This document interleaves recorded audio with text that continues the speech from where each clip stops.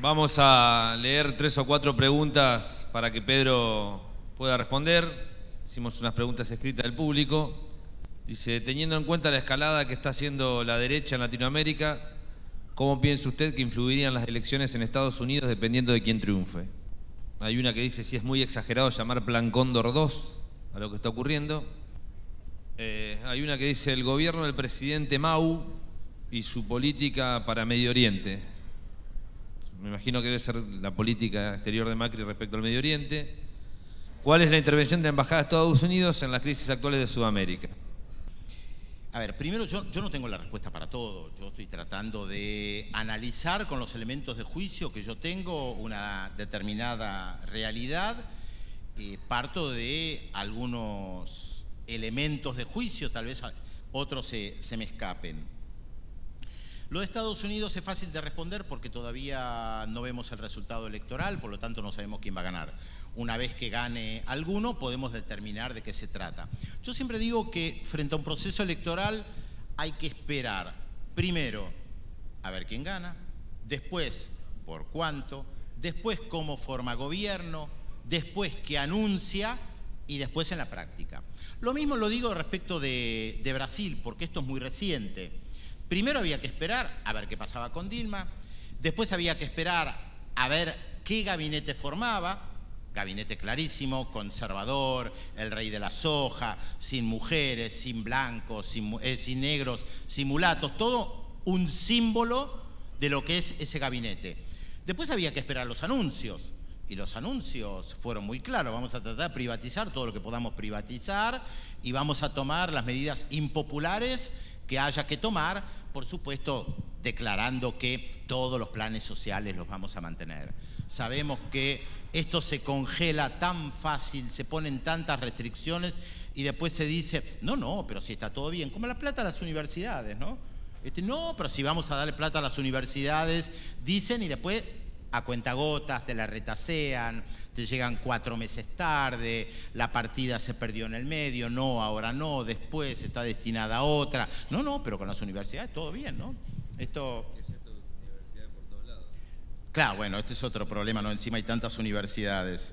Pero esto es lo que hay que esperar y después ver cómo camina un gobierno. Y lo mismo respecto a Estados Unidos. Primero hay que ver quiénes son los candidatos, después hay que ver quién gana, después hay que ver qué gabinete forman, después hay que ver qué anuncian y después hay que ver las acciones concretas, porque muchos anuncian cosas y después o hacen lo contrario o van por otro camino. Por lo tanto, la respuesta es sencilla, hay que esperar. No la evado, hay que esperar. Hay sí un elemento respecto del avance de la derecha en América Latina que el presidente Rafael Correa viene alertando hace tiempo.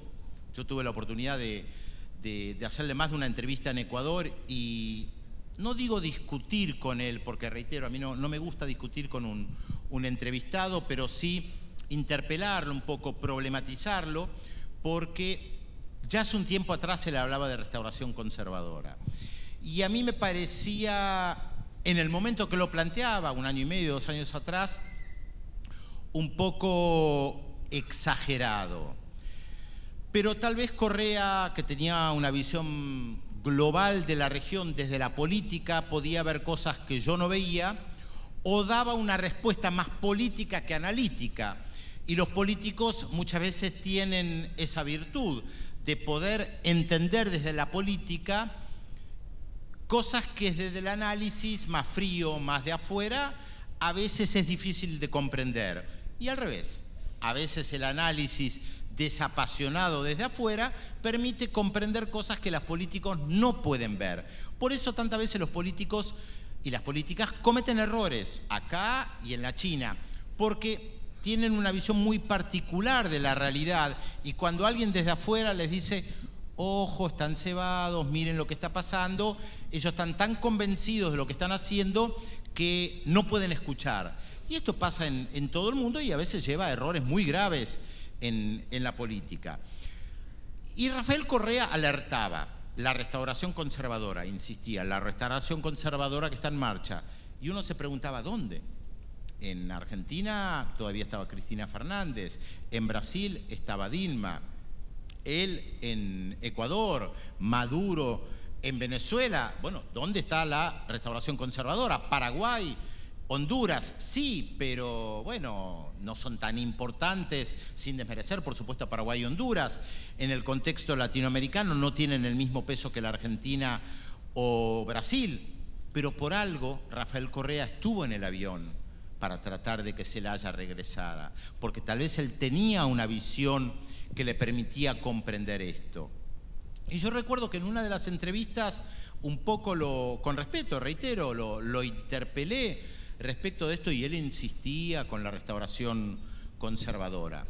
Y el año pasado yo estuve en Ecuador en una conferencia que tuvo como cierre a Correa y a una conferencia de Álvaro García Linera, el vicepresidente de Bolivia.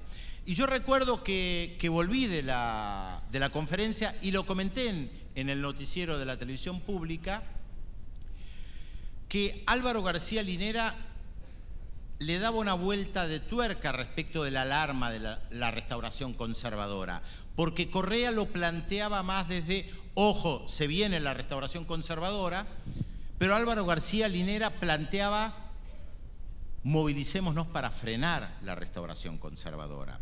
Y él lo decía de manera clara y categórica, no hay que perder las calles. E insistía sobre esto, no hay que perder las calles.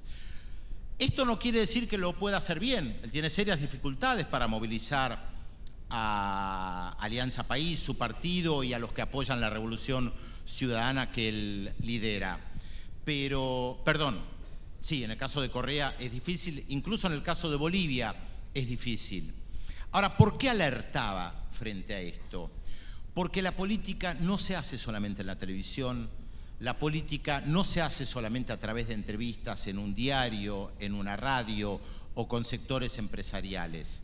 Los movimientos populares que nacen de abajo no tienen que perder nunca su conexión con todo lo que pasa por abajo. Y lo que pasa por abajo está en las calles. Quieras o no, está...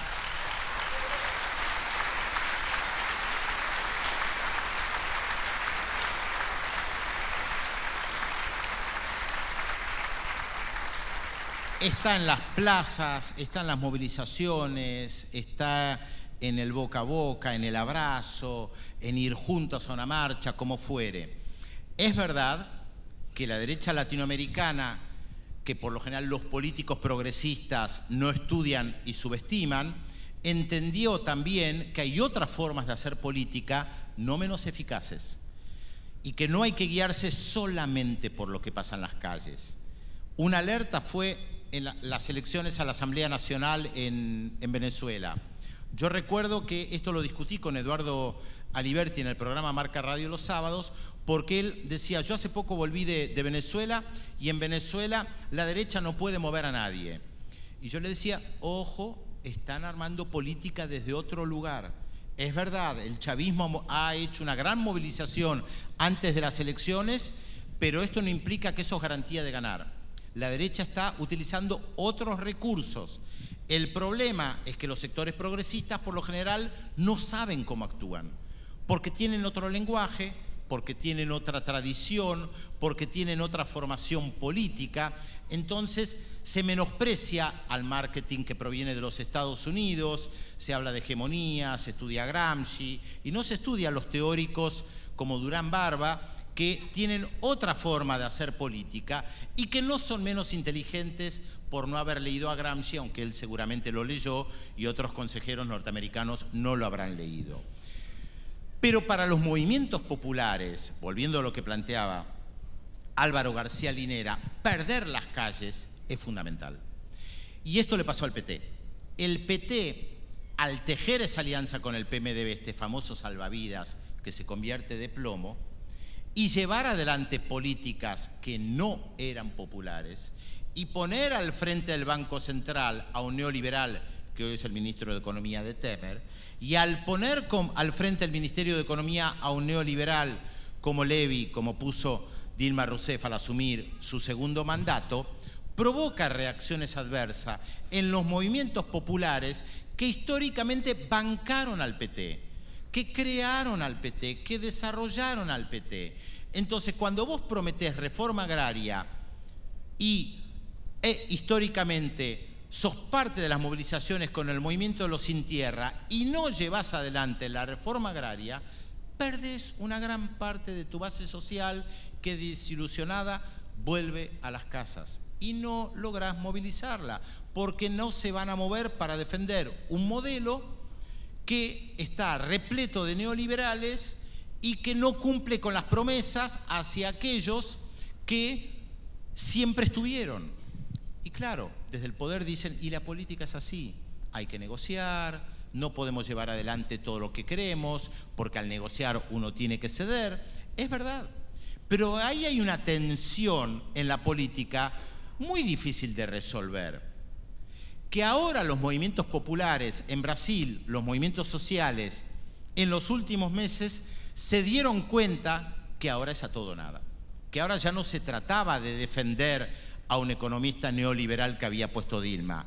Ahora lo que se trataba de defender era lo poco que quedaba, porque lo que viene arrasa con todo. Y ahí salieron a movilizarse. Algunos podrán decir, es tarde, es posible, pero se ha generado una nueva corriente de movilización en estos últimos meses, que no sé si llamarlo en defensa de Dilma, de Lula, del PT, o decir que es en defensa propia. Es aquellos que se movilizaron entendiendo lo que puede significar o lo que podía significar la caída de Dilma Rousseff. Lo voy a comparar con algo que yo por lo general no suelo hacer en las conferencias que doy, que tiene que ver con la política nacional, porque me parece pertinente, sin entrar demasiado a polemizar en esto.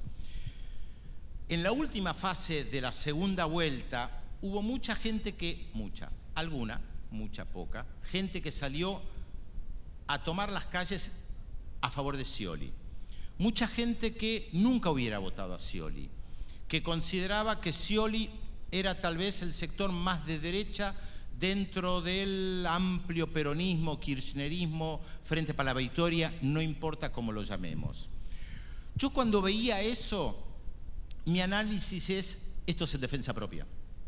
Esto va más allá de Scioli. Esa gente que salió en los últimos tramos de la campaña a gritar aguante Daniel, viva Daniel, que en su vida lo hubiera votado, entendía mucho mejor lo que estaba sucediendo históricamente que muchos de los políticos del Frente para la Victoria que estaban metidos en las internas políticas y que no podían entender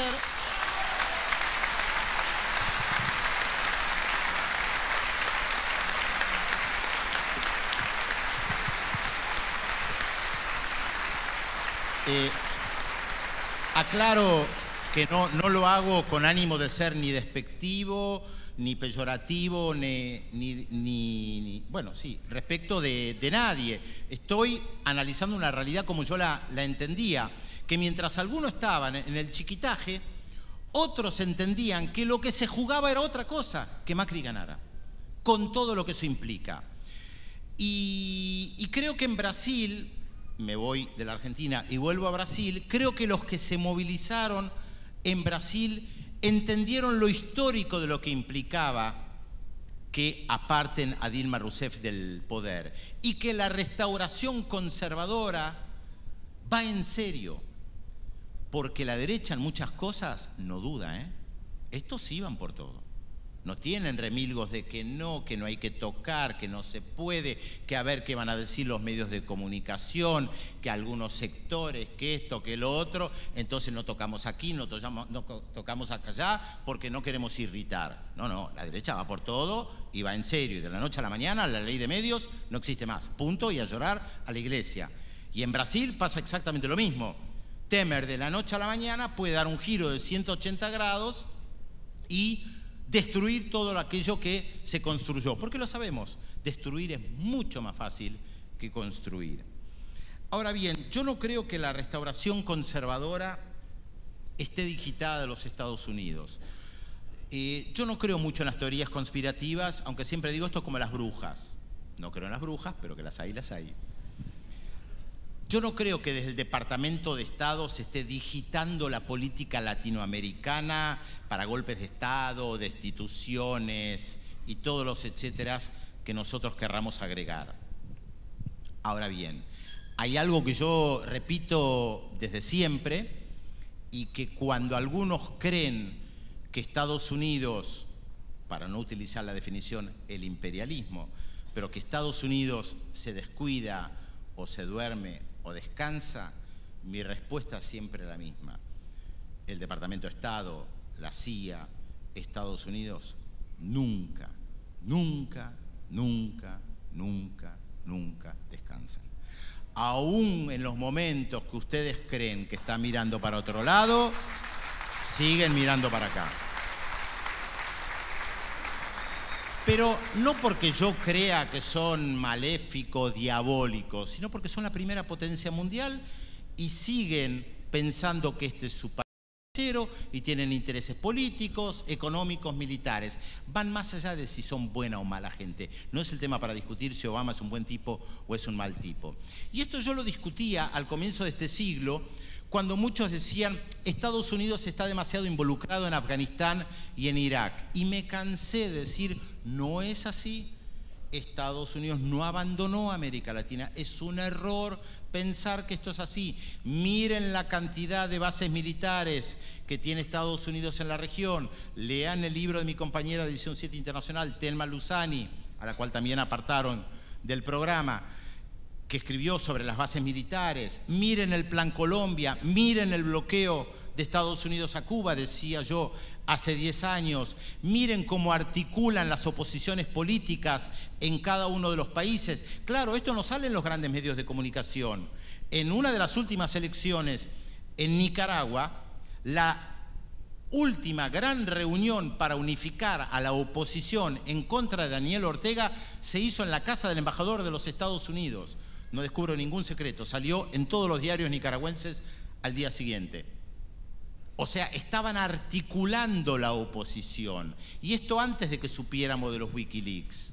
Lo que los Wikileaks revelan es lo que muchas veces conocemos, que efectivamente intervienen en la política. ¿Por qué? Porque obviamente necesitan aliados políticos, económicos y diplomáticos a todo nivel. El ALCA, en el año 2005, que fracasó, era el gran proyecto de Estados Unidos, cuando algunos decían Estados Unidos se olvidó de América Latina. No, el gran proyecto era el ALCA, contemplaba 70.000 puestos de trabajo en Miami para los funcionarios del ALCA, era el gran área de libre comercio para toda la región. Claro, nos olvidamos porque fracasó. Estados Unidos no esperaba lo que pasó en Mar del Plata, los tomó por sorpresa. No creían que estos presidentes se atrevieran a desafiarlos, y menos lo que supimos después de este juego que hubo entre Néstor y Chávez, de ir dilatando la situación o jugando con el presidente de la primera potencia mundial. Mucho menos la organización de ese acto en Mar del Plata, que yo recuerdo que lo dije en muchísimas oportunidades, que yo no sé, no termino de entender si fue un acto picaresco de Néstor Kirchner, si él era consciente de lo que hacía, pero organizar un acto en Mar del Plata, en las narices del presidente de la primera potencia mundial, trayendo al enemigo número uno Chávez para que hablara, no lo hace cualquiera. Y yo recuerdo que en ese momento busqué algún precedente. ¿Quién organizó una locura así? No la encontré.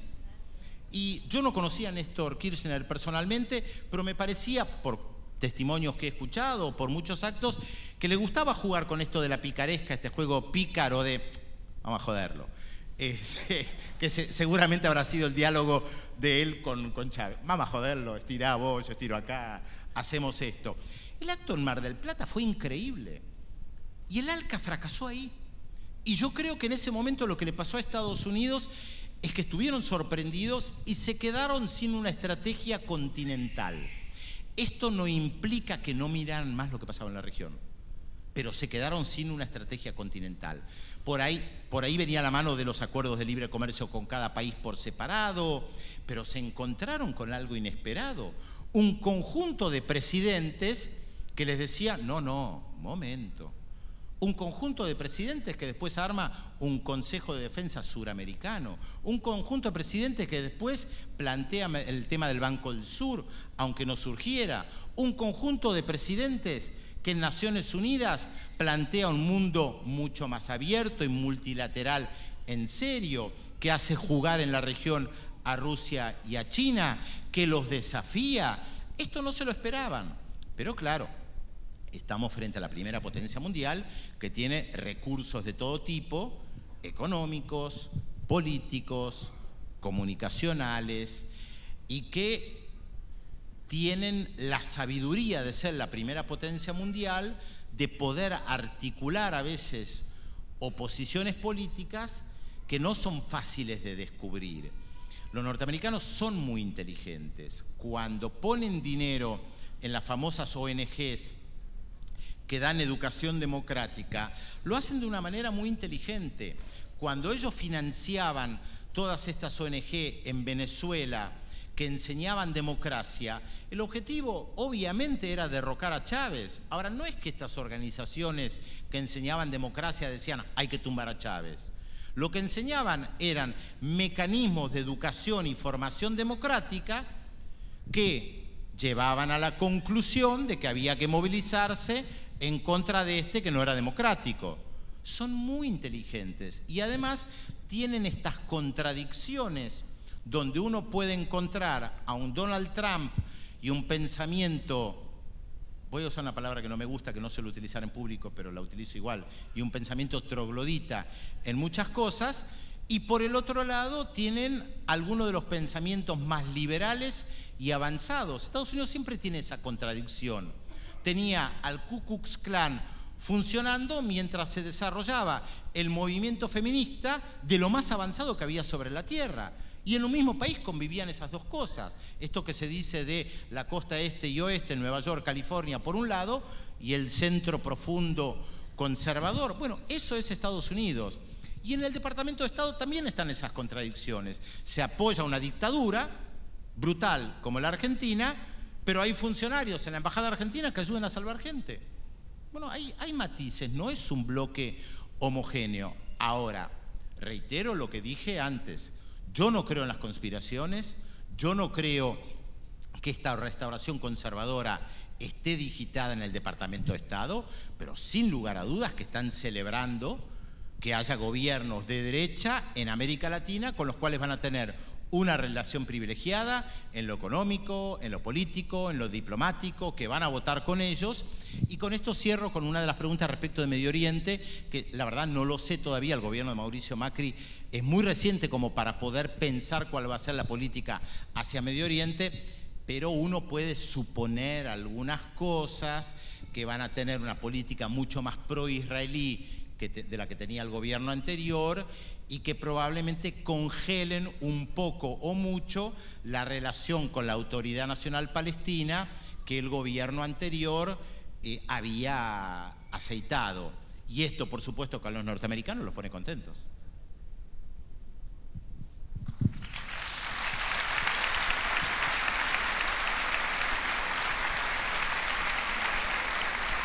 Bueno, te hago la última.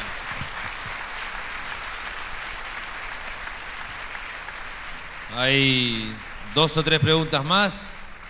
Sintetizo en la última, dice, me interesa saber la repercusión en Argentina indirecta o directamente de lo que está sucediendo en Brasil, digamos, la repercusión inmediata, si es que la encontrás, directa o indirectamente. Creo que la respuesta está acá, la cantidad de gente que está acá. Vienen porque estamos hablando de Brasil y los concierne. Yo estoy recibiendo invitaciones de muchísimos lugares para hablar sobre Brasil, y creo que esto tiene que ver con este proceso de integración que mencionábamos.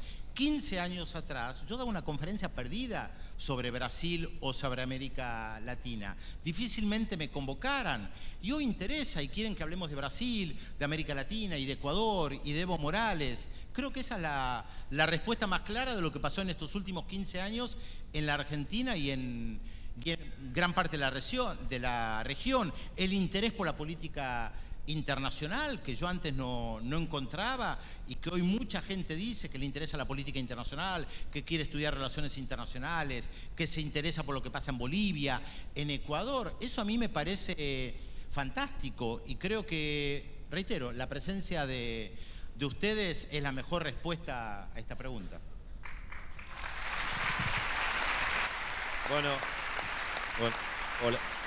hola. Bueno, queremos nuevamente agradecer la presencia de todos, contarle que los que pudieron acreditarse van a recibir por correo electrónico un video que vamos a subir, un link de YouTube para ver la charla completa. Vamos a estar realizando este Ateneo Ciudadano, que es un Ateneo abierto para la discusión de políticas públicas con otras jornadas. Muchísimas gracias por venir a todos y muy buena noche. Gracias.